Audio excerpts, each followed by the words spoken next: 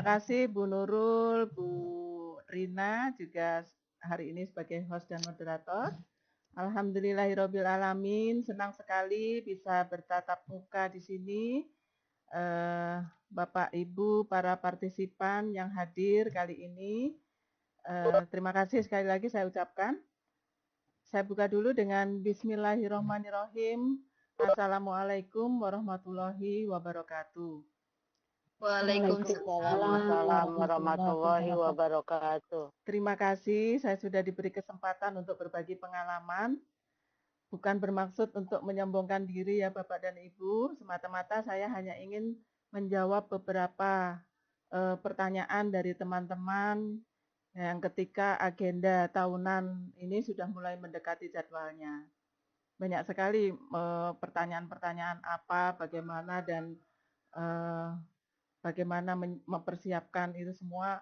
Itu seringkali ini sudah 2 tahun itu selalu banyak yang bertanya kepada saya. Makanya saya ingin mengangkat juga materi ini, sharing ini di sini. Jadi mudah-mudahan teman-teman bisa mengambil manfaat dari apa yang sudah saya sampaikan nanti.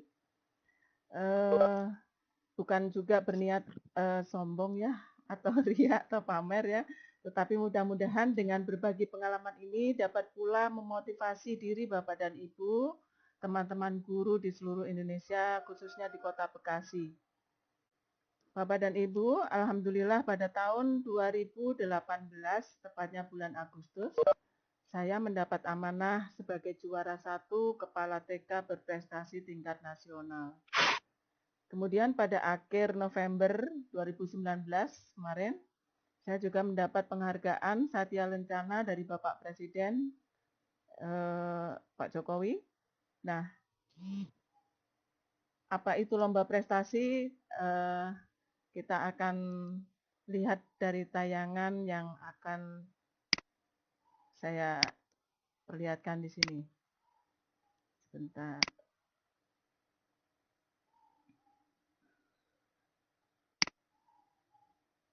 Oh.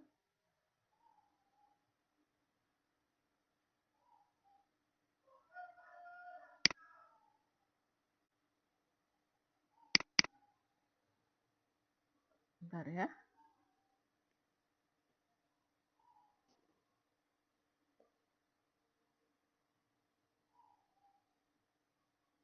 Sudah terlihat, Bu? Belum? Sudah terlihat, Bu Nurul? Sudah, Bu. Bentar, saya screenshot. Ya. Nah, ini biodata saya yang sudah disampaikan juga oleh Bu Nurul. Nah, program Lomba Prestasi ini adalah program tahunan ya Bapak Ibu dari Kemendikbud yang diperuntukkan guru dan kepala sekolah dari seluruh jenjang dari TK sampai SMA atau SMK. Ini. Sampai saat ini lomba ini juga terus berlangsung dan untuk tahun ini karena adanya wabah pandemi, kemungkinan jadwalnya sedikit berubah dan mudah-mudahan setelah kondisi ini pulih kembali normal sehingga agenda tahunan ini juga akan terlaksana kembali. Jadi saya ulang kembali mengapa saya ingin berbagi pengalaman kali ini supaya Bapak dan Ibu bisa berpartisipasi seperti saya. Dan insya Allah Bapak dan Ibu nanti juga mempunyai pengalaman yang seperti saya. Profilnya sudah dibacakan tadi. Nah, Bapak dan Ibu, lomba guru dan kepala prestasi ini bertujuan untuk mencari guru dan kepala sekolah terbaik dari jenjang TK sampai SMA atau SMK yang memiliki kinerja di atas standar. Di mana guru sebagai pendidik dan kepala sekolah sebagai manajer yang memiliki kompetensi tinggi, prestasi kinerja yang unggul, dan sebagai figur yang dapat dijadikan suri toladan bagi warga sekolah atau masyarakat. Ya, dan juga menghasilkan karya kreatif dan inovatif di lingkungan sekolah. Nah, bagaimana cara mendaftarnya? Dimulai dari ketika ada seleksi di tingkat kecamatan. Biasanya ini dari organisasi profesi atau kalau di SD atau SMP atau SMA itu mungkin melalui KKG atau MGMP ya. Kalau di TK biasanya diselenggarakan oleh organisasi profesi yaitu IGTKI. Nah, setelah lolos baru kita ikut lomba ke tingkat kota atau kabupaten. Ya, begitu kita lolos di kota kabupaten, di sini kita sudah mulai bukan lagi membawa nama diri, tetapi kita sudah membawa nama daerah kita. Di sini perjuangan mulai dimulai. Segala upaya dikerahkan dan segala dukungan harus kita cari untuk menyiapkan berkas, kemudian berlatih tampil dan sebagainya. Yang menjadi patokan utama adalah juknis yang diberikan oleh Kemendikbud. Ini harus kita persiapkan betul-betul dengan maksimal. Aspek penilaian apa saja yang harus kita cermati di sini? Yaitu yang pertama adalah kompetensi. Bentar, saya lihat di sini. Nah, kompetensi ini terdiri dari kompetensi sebagai kepala sekolah itu sendiri atau sebagai guru dan kompetensi sebagai kompetensi sosial ya yang harus kita lihat. Apa itu kompetensi kepala sekolah? Nanti akan ada tes secara tertulis yang isinya adalah tentang apa saja sih yang kita kuasai kompetensi kepala sekolah ini. Kalau guru ya guru, kalau kepala sekolah. Kemudian ada kompetensi sosial. Kompetensi sosial ini semacam apa ya? Kompetensi sosial ini juga menyangkut bagaimana kinerja kita terhadap masyarakat di luar sana. Kemudian ada lagi prestasi etos kerja sebagai kepala sekolah. Ini ada beberapa yang harus kita lihat, kita cermati, yaitu portofolio karya prestatif. Ada juga portofolio portofolio sebagai kepala sekolah itu sendiri dan portofolio karya prestatif. Apa bedanya? Kalau kita sebagai kepala sekolah di sini, yang kita persiapkan bukan hanya portofolio kita sendiri, tetapi kita juga menyiapkan portofolio prestasi murid, juga prestasi guru, juga prestasi sekolah itu sendiri. Ini dinamakan portofolio karya prestatif. Kemudian ada karya best practice. Ini yang sangat mendominasi dari lomba ini semua ya, dari lomba kepala sekolah ini, lomba guru atau kepala sekolah adalah karya best practice ini. Kemudian ada juga presentasi dan wawancara. Nah, presentasi ini terkait dengan apa best practice kita. Jadi yang ditanyakan seputar best practice kita. Wawancara juga begitu, wawancara yang akan ditanyakan adalah tentang bagaimana memaparkan hasil karya ini, best practice-nya, kemudian juga wawancara untuk mengkonfirmasi atau mengklarifikasi dari portofolio kita. Ya. Yang terakhir dari prestasi etos kerja ini adalah video success story. Video ini kita buat sendiri dan dalam video ini kita tunjukkan apa kesuksesan kita sebagai guru atau sebagai kepala sekolah. Lalu ada tes lisan. Nah, tes lisan ini adalah tentang permasalahan atau yang kita ini pada saat ini diuji di depan forum secara spontan. Ini peserta diberi satu topik permasalahan atau pertanyaan, kemudian diundi dan harus dijelaskan secara lisan di depan forum. Ya, ini aspek penilaiannya seputar ini. Ini kalau sampai tingkat nasional.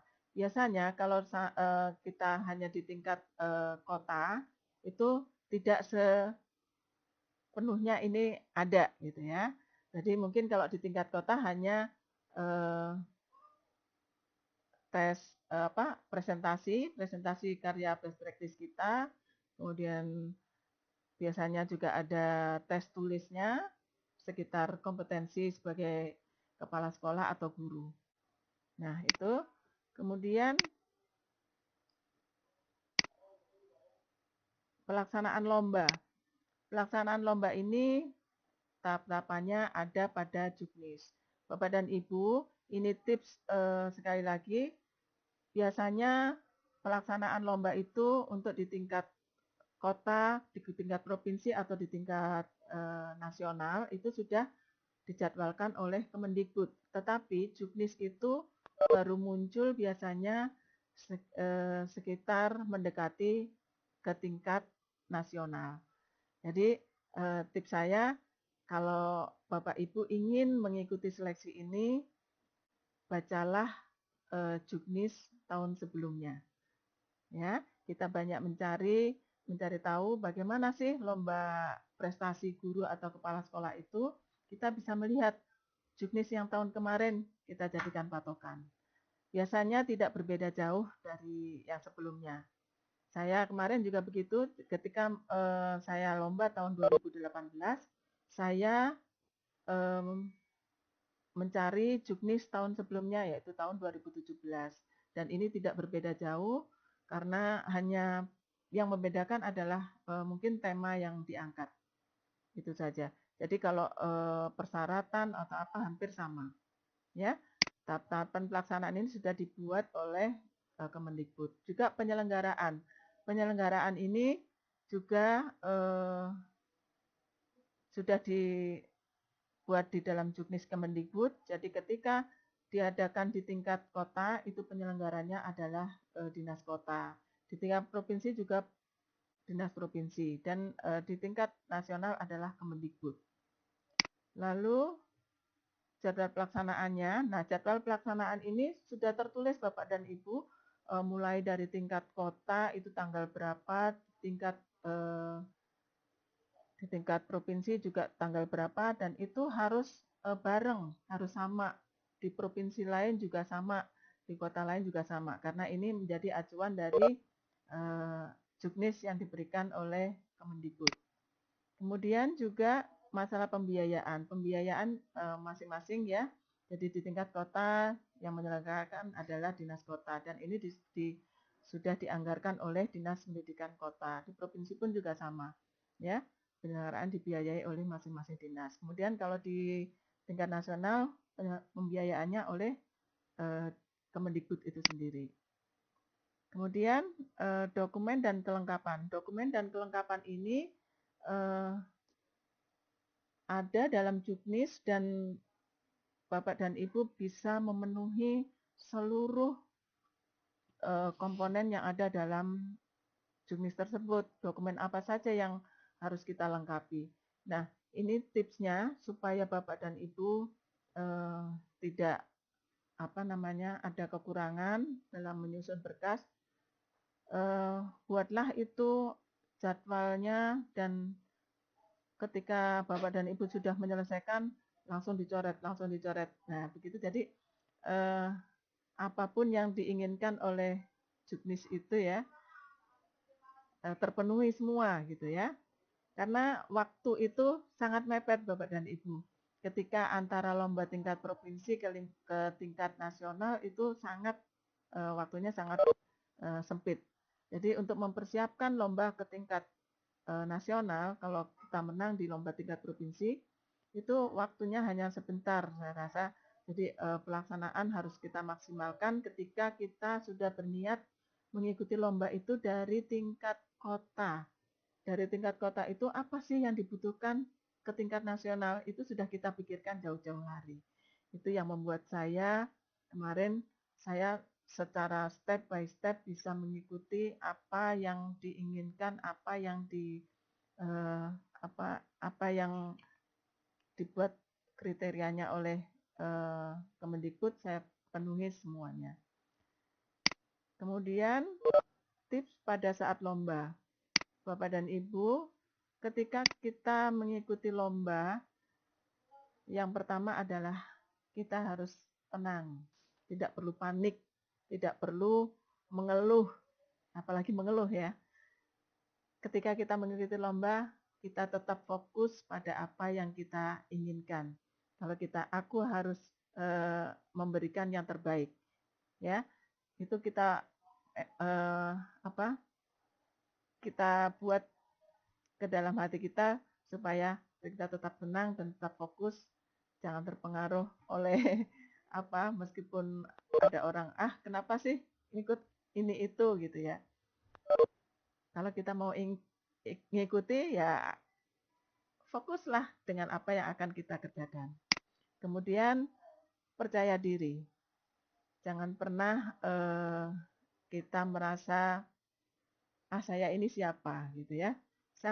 Saya sebenarnya gini, ketika saya mengikuti lomba ini, saya juga bukan siapa-siapa gitu ya.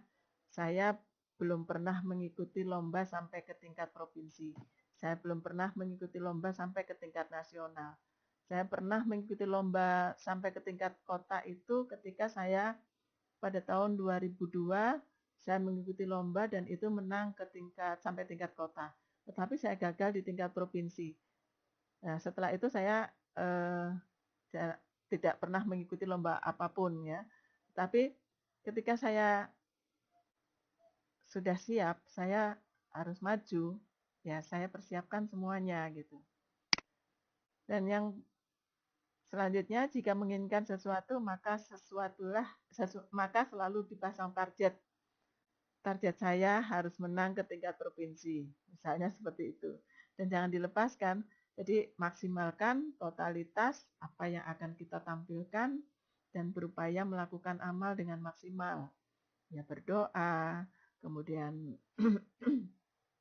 ya berbuat yang selalu terbaik lah, gitu ya. Lalu rajin mengikuti pelatihan guru, seminar, dan parenting. Hal tersebut merupakan bahan dari penilaian portofolio Bapak dan Ibu.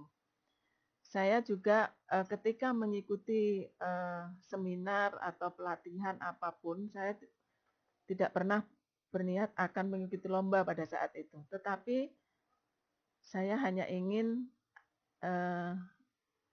tahu bagaimana sih, ingin belajar juga bagaimana mendapatkan ilmu yang berbeda dari apa yang sudah saya dapatkan selama ini. Itu saja. Kemudian ternyata ini adalah portofolio kita. Ini adalah yang menjadi juga bahan pertimbangan juri menilai diri kita siapa. Ya.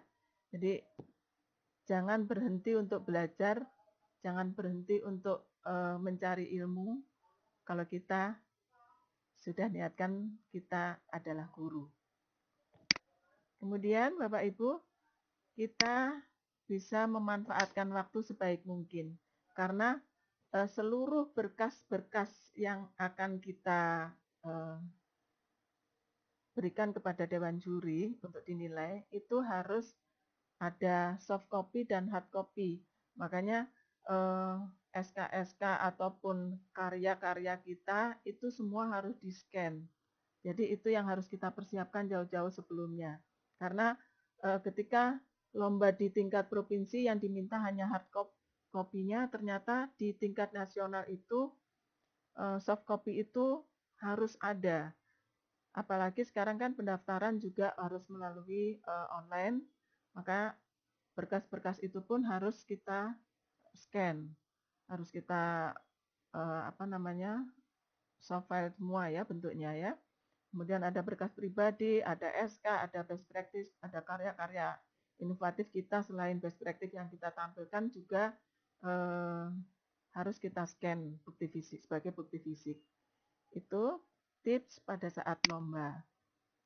Kemudian yang terakhir adalah tetap rendah hati Bapak dan Ibu.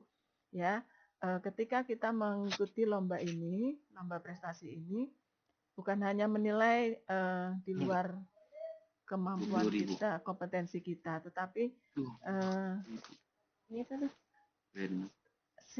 sifat atau sikap rendah hati ini adalah juga justru menjadi nilai yang terpenting mungkin dari Dewan Juri. Jadi bagaimana diri kita bisa dilihat ketika pada saat mulai kita registrasi dan ketika masuk dalam hotel untuk mengikuti lomba itu ternyata sudah mulai ada penilaian. Ya. Lalu bagaimana bisa menjadi juara? Ini saya akan berbagi kepada Bapak dan Ibu. Yang pertama adalah persiapkan seluruh apa yang menjadi bahan penilaian itu semaksimal mungkin. Kemudian mulai dari persiapan fisik maupun mental itu penting.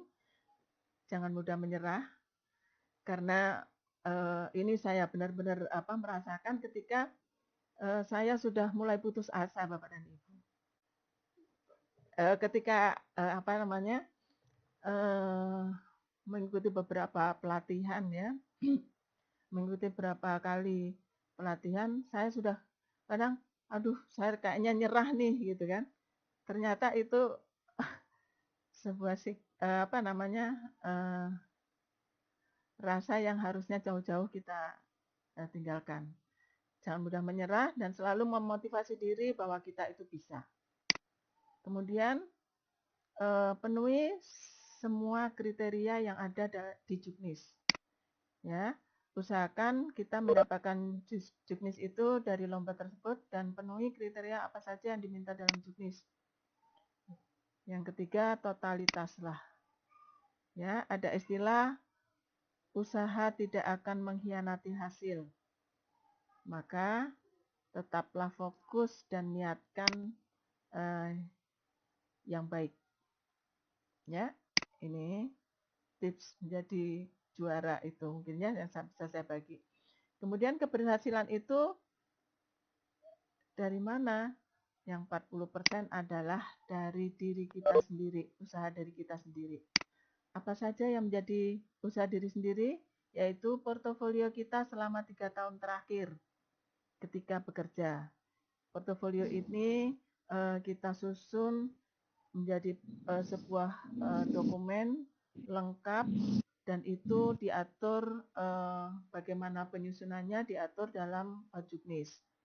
Kemudian portofolio ini sebaiknya disusun rapi dan kemudian softwarenya pun disusun rapi sampai kemudian kita cetak juga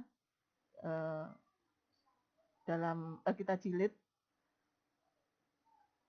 Yang ini juga bukti fisik prestasi kita, kemudian keaktifan kita berorganisasi, Bapak dan Ibu, karya-karya kita yang sudah kita buat, yaitu kalau saya senang menulis, jadi buku-buku saya ternyata membantu saya di sini.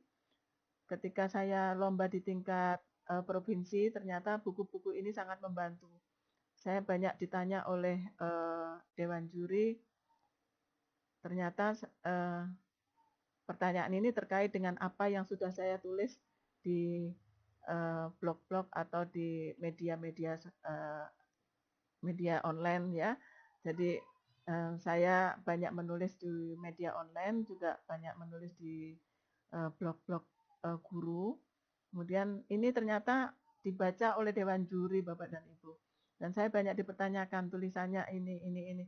Wah ternyata apa portofolio yang saya sampaikan itu benar-benar ditelusuri oleh Dewan Juri. Nah, terus usaha juga untuk peningkatan kualitas diri. Yang saya maksud tadi mengikuti seminar, mengikuti pelatihan dan sebagainya itu menjadi portofolio kita. Kemudian yang 60% dari mana? Ternyata dukungan orang di sekeliling kita itu adalah keberhasilan yang mendukung keberhasilan kita. Siapa saja? Yaitu suami, kalau saya suami saya, anak-anak kita, orang tua dan saudara yang lain serta sahabat, teman, atasan kita juga sangat kita butuhkan supportnya agar kita bisa tetap semangat untuk berjuang sampai ke tingkat nasional. Ya. Kemudian strategi pada saat lomba. Nah, pada saat lomba ini yang perlu kita harus kita perhitungkan sekali adalah mematuhi jadwal yang sudah diberikan oleh panitia.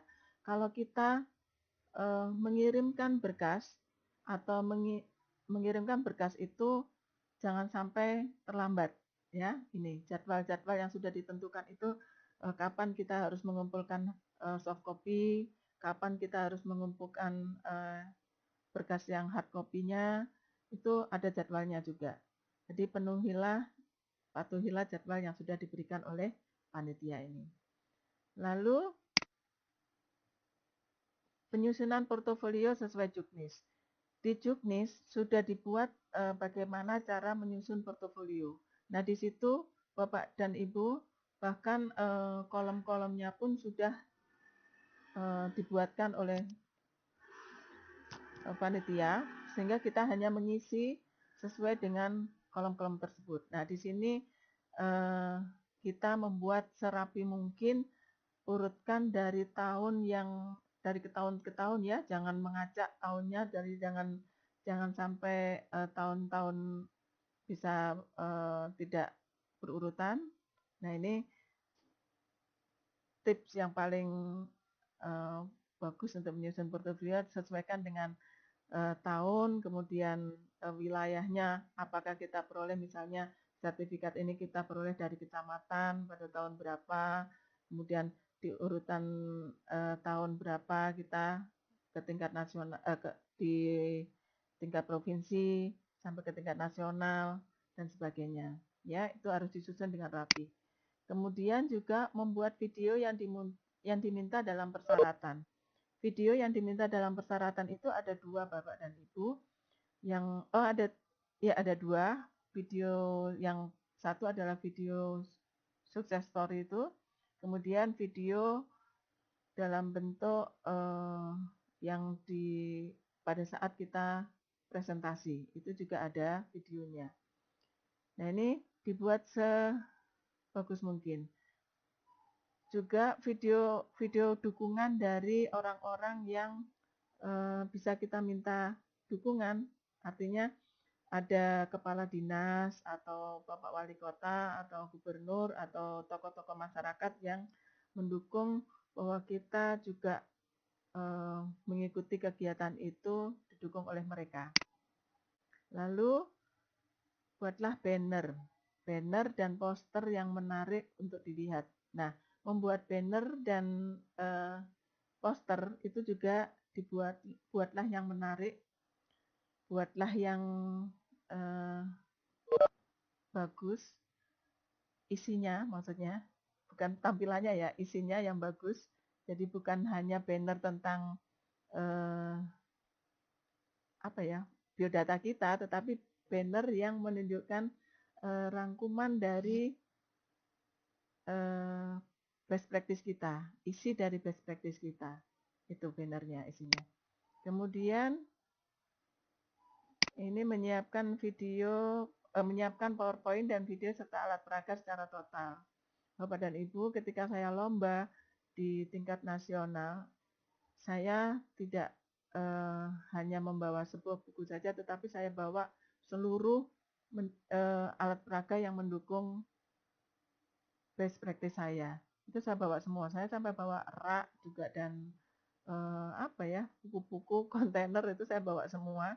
Dan saya tunjukkan kepada Dewan Juri, ini loh hasil saya selama 3 tahun. Itu saya rangkum dan saya tampilkan di situ semua. Bahkan buku-buku karya saya pun saya berikan contoh di depan Dewan Juri.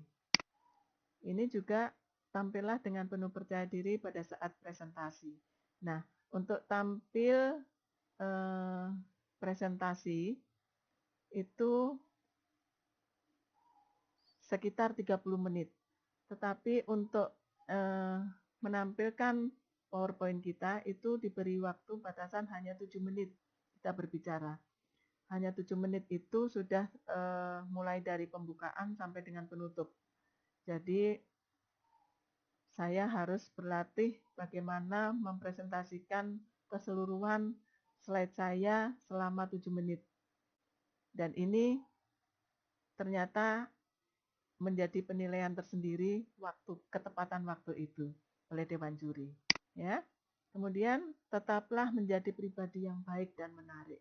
Ini sangat penting karena ketika kita selama di karantina itu dari bangun tidur sampai tidur lagi itu menjadi penilaian Dewan Juri. Pada saat kita makan, pada saat kita berinteraksi dengan teman, itu juga menjadi penilaian Dewan Juri. Nah, sekarang tentang best practice. Best practice ini adalah materi pokok yang akan dilombakan. Materi yang sudah ada kita kaitkan dengan tema lomba. Biasanya temanya berganti-ganti setiap tahun. Kalau pada saat saya lomba tahun 2018 masih mengangkat tentang nilai karakter pada saat itu, dan tahun 2019 mungkin sudah berganti lagi temanya. Mungkin tahun 2020 ini juga akan berganti temanya. Tetapi kita masih mempunyai kalau kita mempunyai best practice kita tinggal menyesuaikan saja, ya. Kemudian buatlah judul yang menarik sesuai tema.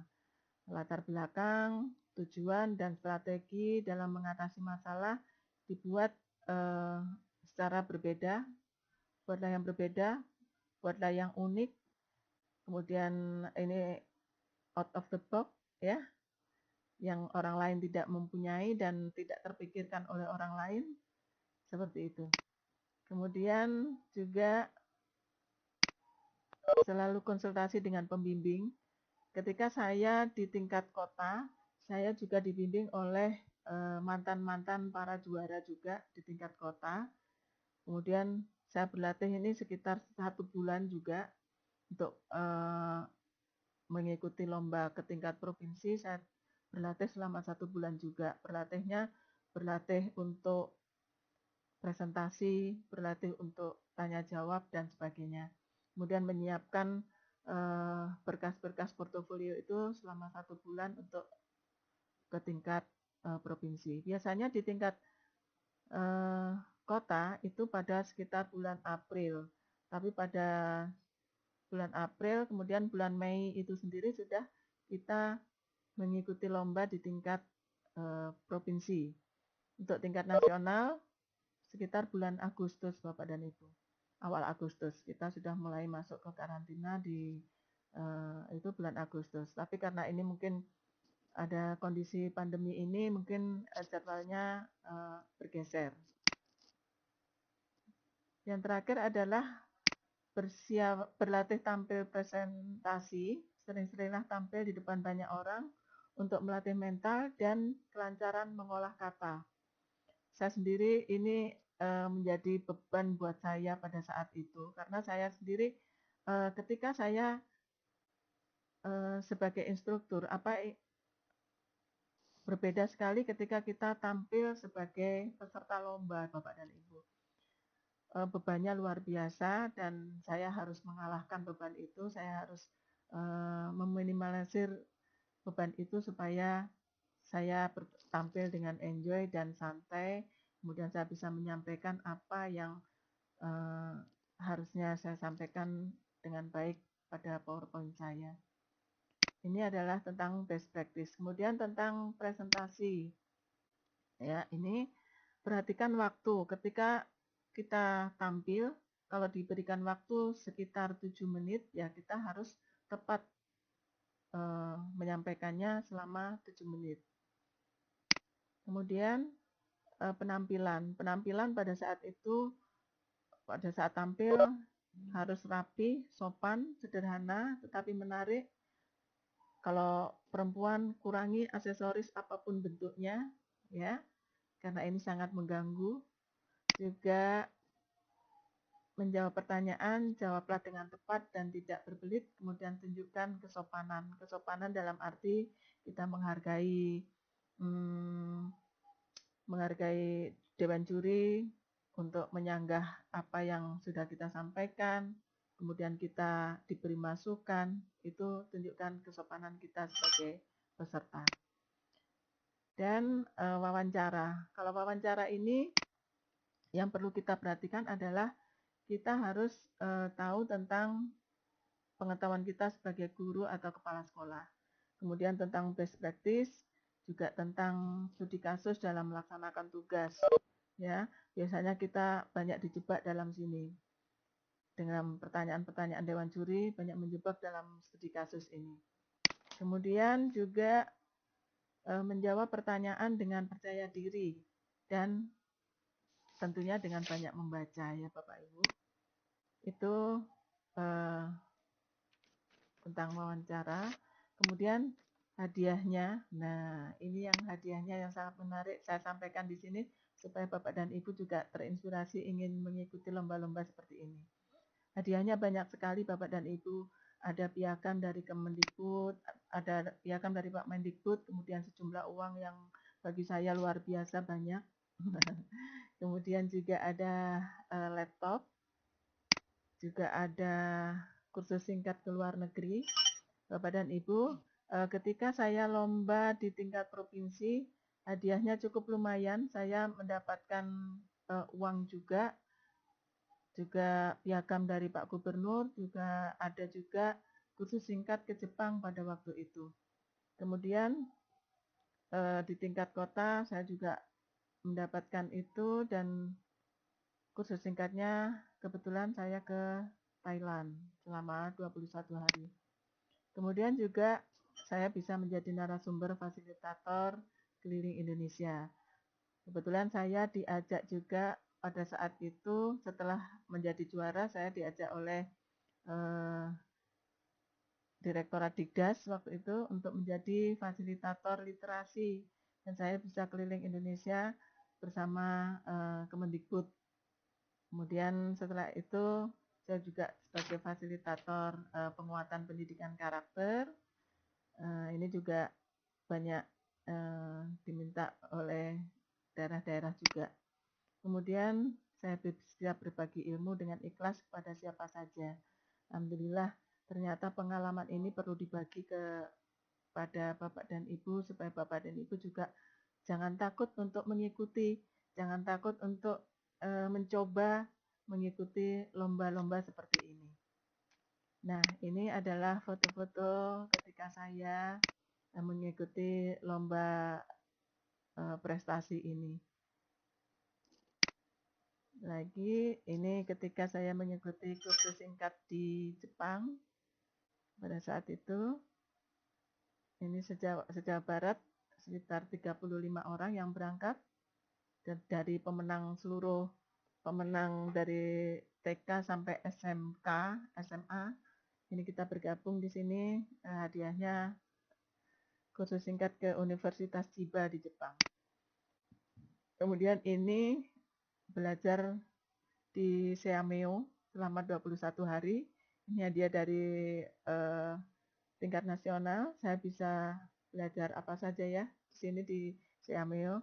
Ada STEM, ada school leadership, ada dan sebagainya. Ini banyak. Kita berkunjung juga ke sekolah-sekolah dari TK sampai SMK, SMA, SMK juga kita kunjungi di Thailand. Dan sekarang saya juga ingin berbagi tentang bagaimana mendapat penghargaan Satya Lencana Presiden.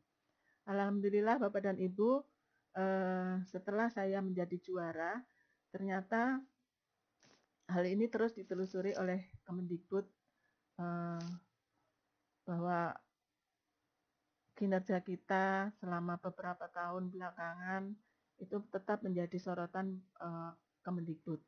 Nah, ini bagaimana saya mendapatkan ini? Yang pertama adalah saya terpilih sebagai kandidat calon penerima penghargaan Kemendikbud. Ini banyak, ternyata kandidatnya juga banyak, Bukan saya saja, ternyata ada beberapa orang yang menjadi kandidat calon penerima penghargaan Kemendikbud. Pada saat itu saya masih di Thailand, saya dihubungi oleh Kemendikbud.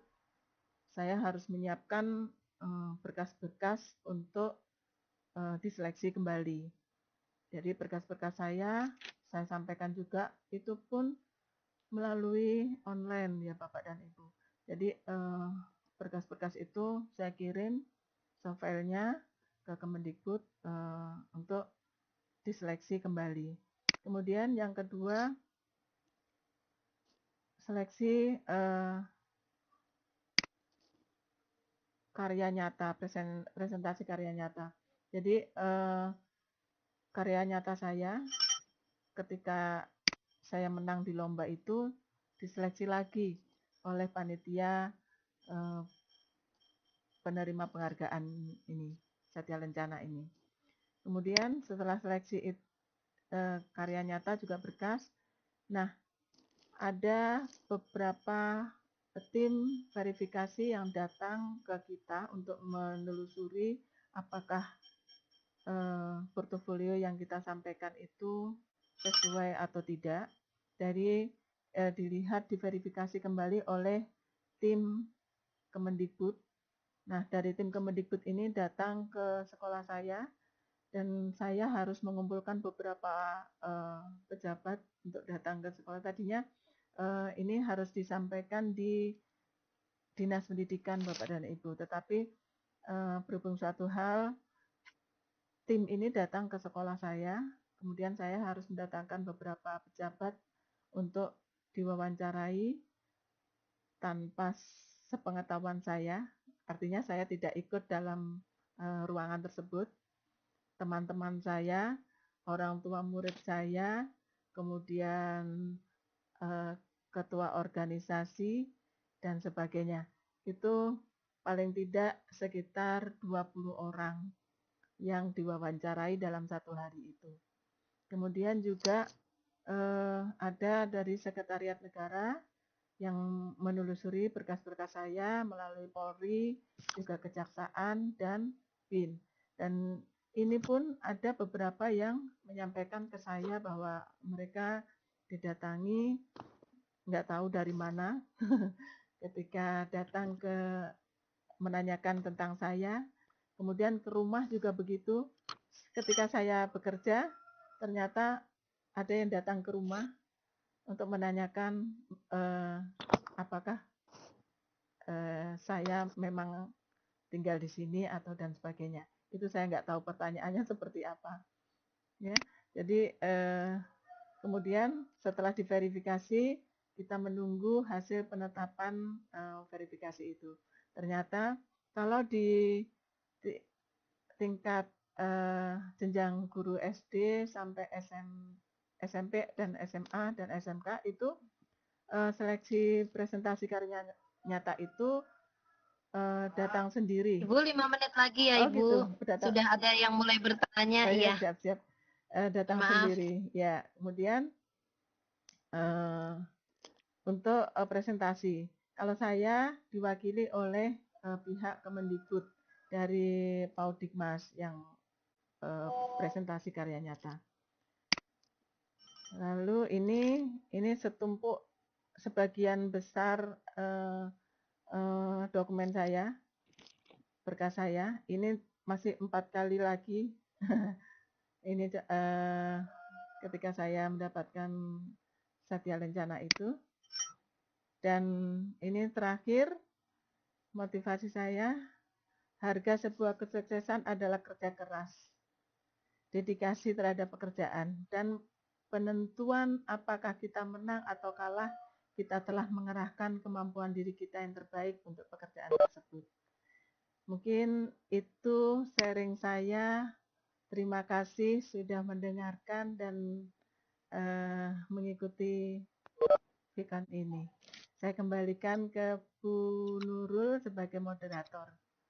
Terima kasih. Terima kasih kepada ya, Bu Ari, terima kasih, luar biasa sekali segudang prestasi.